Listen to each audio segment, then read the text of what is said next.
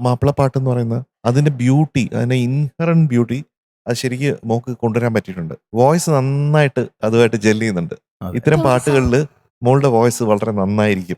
അപ്പൊ ടോപ്പ് സിംഗറിൽ ഒരു നല്ല അസ്സല് മാപ്പിളപ്പാട്ട് നമുക്ക് കേൾക്കാൻ പറ്റി.